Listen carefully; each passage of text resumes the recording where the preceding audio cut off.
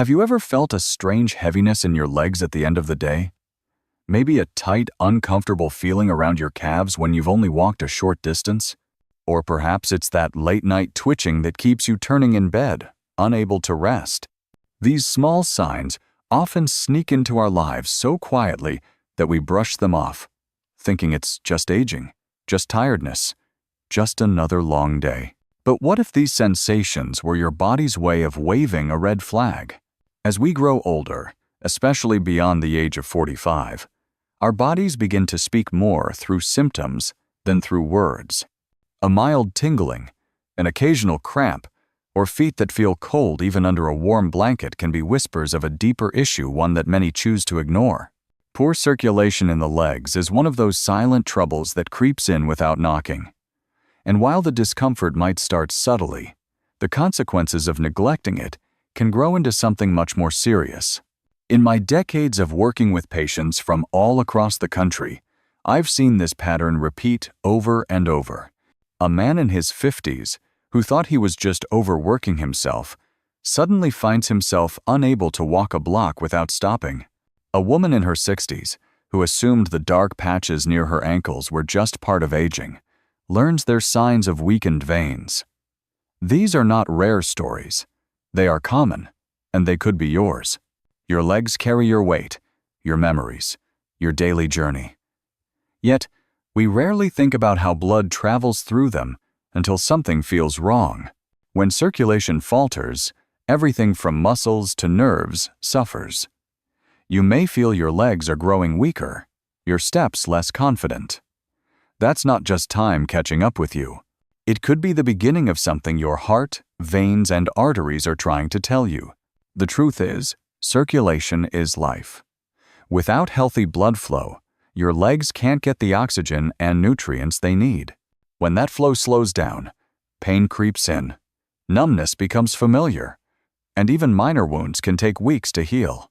This is especially concerning for those managing diabetes, high blood pressure, or cholesterol. And the risk only grows higher if you've spent decades sitting at a desk, driving long hours, or have a family history of vascular problems. But here's the good news. You are not powerless. In fact, your awareness is the first step toward change. Just by listening to your body, and truly listening, you can catch problems before they grow. You can start asking the right questions and seeking the right guidance. You don't need to accept poor circulation as your new normal. There are things you can do, today, to support the health of your legs and your entire cardiovascular system. The goal of this journey we're about to take is to give you clarity. I'll share signs to watch for, stories to connect with, and solutions rooted in science but explained in a way you can truly understand. If you're feeling any of the discomforts we've just talked about, you are not alone. And if you're not feeling them yet, this knowledge might just protect you in the years to come. So let's begin by looking closely at what's happening beneath the surface in the vessels, arteries, and capillaries that keep your legs strong and your life moving forward. Because once you understand how circulation works, you'll see how much power you really have to keep walking confidently into your future. Poor circulation doesn't happen overnight. It builds slowly, over years, sometimes decades. And for many, the early signs are so mild, they're mistaken for simple aging. But underneath that mild discomfort lies a complex story. It's the story of how your blood, meant to nourish every corner of your body, begins to struggle in its journey, especially in your legs. Imagine your circulatory system like a vast network of highways. When traffic is smooth, oxygen and nutrients flow easily to every organ, every muscle, every nerve. But when blockages form, or when the roads themselves weaken, everything slows down. Waste builds up. Vital areas are left underfed. And this is when damage begins. In the legs, this damage shows up in very physical, very noticeable ways. Blood must fight gravity to return from your feet back to your heart. It depends on strong veins, healthy valves, and rhythmic muscle movement to keep it flowing. But when those veins weaken, or when you sit for long periods, blood starts to pool.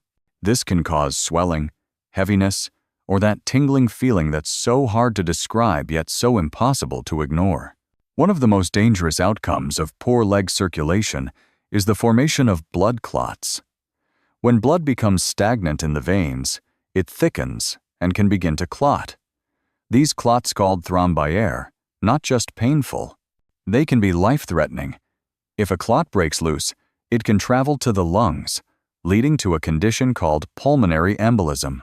This is a medical emergency and one of the most feared complications of deep vein thrombosis. But it doesn't stop there.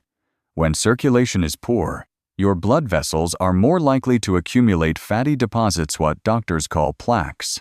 Over time, these plaques harden and narrow the arteries, a condition known as atherosclerosis. This makes it even harder for blood to reach your legs. It's like trying to water your garden with a kinked hose. No matter how strong the water pressure, very little gets through, and your legs suffer as a result. Some people notice that wounds take longer to heal. Others find that walking even short distances becomes a struggle. Muscles cramp. Skin color changes. In severe cases, tissues can begin to die. This is not just discomfort. This is your body struggling to keep its foundation strong. Now, what causes these issues in the first place? There are many risk factors, and they often work together. Age is one. As we grow older, our vessels lose their elasticity. High blood pressure adds strain to artery walls. Diabetes damages the inner lining of blood vessels. Smoking, a sedentary lifestyle, and poor diet all contribute. Even genetics can stack the odds against you. But no matter the cause, the effects are real, and they can be serious. If you've lived a life of hard work sitting at a desk for long hours, driving across states, raising children, while putting your health second, these risks may already be present. The good news is, knowledge changes everything. By understanding how circulation breaks down, you begin to see where your power lies. You can change how you eat, how you move, how you rest, and you can take steps, literally and figuratively, to reclaim the strength in your legs. So as we continue this journey, keep this in mind. Poor circulation is not just a nuisance. It's not just a cramp or a cold toe. It's a warning. And paying attention to that warning could be the key to preventing something far more dangerous down the line. When it comes to circulation problems, the body rarely shouts. Instead, it whispers through subtle signals that many people overlook, especially in the early stages. But if you pay attention, these clues can guide you to take action before serious damage occurs. Here are 5 important signals your legs may be sending, asking for your attention and care. The first sign is persistent numbness or tingling in your feet and legs. This isn't the kind of tingling you feel after sitting awkwardly for too long. This is a regular, nagging sensation that feels like pins and needles or a slight buzzing under the skin. It often appears when you're sitting or standing still, especially at night. This may be your body's way of telling you that blood isn't flowing properly through your nerves and muscles, leaving them deprived of oxygen. The second sign is feet that are always cold. Even on warm days, you might find yourself reaching for socks or slippers. Cold feet might sound like a harmless annoyance, but in many cases, it's a sign that warm, oxygen-rich blood isn't reaching your extremities. When circulation slows, temperature drops in the farthest parts of the body. If your feet are cold when the rest of your body is not, it's worth paying attention to. The third sign is cramping in the legs, especially during physical activity. You might be out for a walk, climbing stairs, or even shopping, and suddenly, a sharp cramp stops you in your tracks. These cramps often strike in the calves and go away with rest. This pattern is a classic symptom of a condition called intermittent claudication, which is linked to narrowed arteries. It's a warning that your muscles are not getting the blood they need when they need it most. The fourth sign is changes in skin color on your legs or feet. Look closely. Is your skin unusually pale, bluish, or even dark brown in certain spots? These changes may appear slowly and often start near the ankles. They happen because blood is not circulating as it should and oxygen is not reaching your skin cells. Without proper flow, healing slows down. Minor scratches can turn into long-lasting sores. Skin can become thin, shiny, or unusually dry. These are visual cues that something deeper is going on beneath the surface. And the fifth sign is perhaps the most well-known, but also the most misunderstood: varicose veins. These are those twisted, bulging veins that you might see on the surface of your legs, often bluish or purplish in color. While many people think of them as a cosmetic concern, they're actually a sign of faulty valves inside your veins. When these valves weaken, blood flows backward, pools, and stretches the vein walls. Over time, this leads to aching, swelling, and even ulcers. Varicose veins are not just a sign of aging, they are a message about how well your circulation is performing. Each of these 5 signs may seem minor on its own, but together, they form a paterna story about how your circulatory system is coping under pressure. And the sooner you recognize that story, the sooner you can change its ending. These signs are not meant to scare you, they are meant to inform and empower you. Because when you understand what your body is telling you, you have the chance to respond wisely. Maybe it means seeing your doctor. Maybe it means walking a little more each day. Maybe it means changing how you eat or how you rest. The point is, these signs are not random. They are your body's way of asking for help.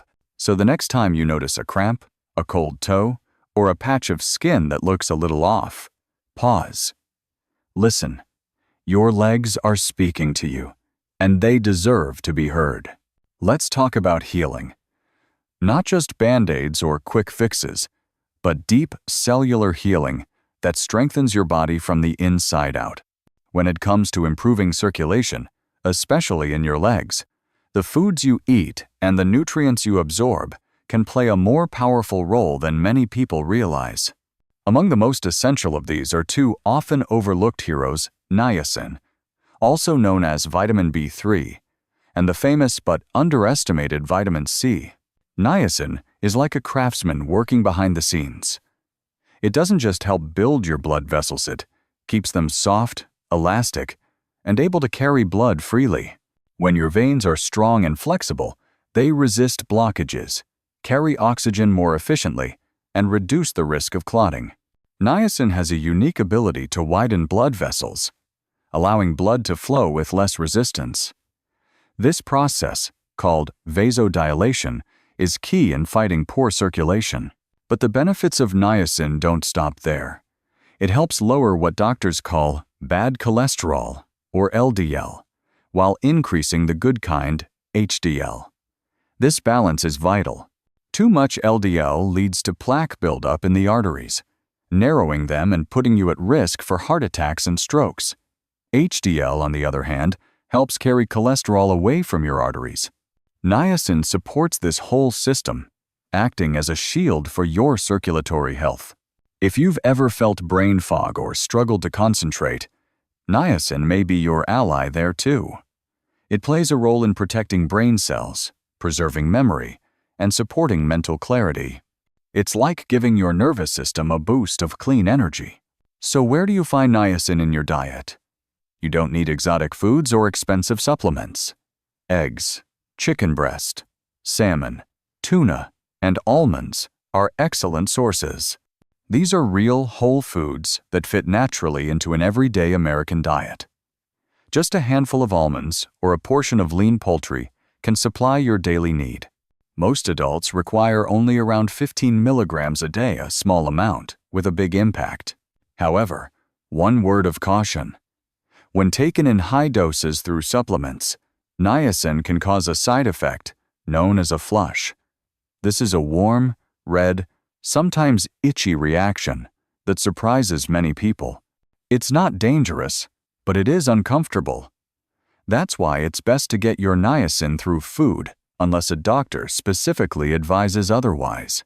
Now let's talk about a vitamin you think you know, vitamin C.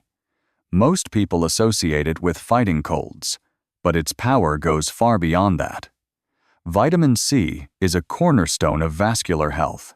It helps your body produce collagen, the protein that gives structure and strength to your blood vessels. Think of collagen as the scaffolding inside your veins and arteries, keeping them firm and flexible at the same time. Without enough vitamin C, vessels become fragile. They can leak, bulge, or even rupture under pressure. That's why people with low levels of this vitamin may notice easy bruising or slow-healing wounds. In your legs, where blood vessels are under the constant pull of gravity, collagen is especially important. Vitamin C also acts as an antioxidant. It neutralizes free radical sun-stable molecules that damage cells and speed up aging. These radicals can weaken blood vessels and trigger inflammation, making circulation worse. By removing these harmful elements, vitamin C protects your arteries from the inside. Best of all, it's easy to find. Oranges and lemons are classic sources, but don't overlook guava, strawberries, kiwi, and red peppers. A colorful diet is often a signal of a nutrient-rich plate. And remember, vitamin C is sensitive to heat and air, so eating these foods fresh is best.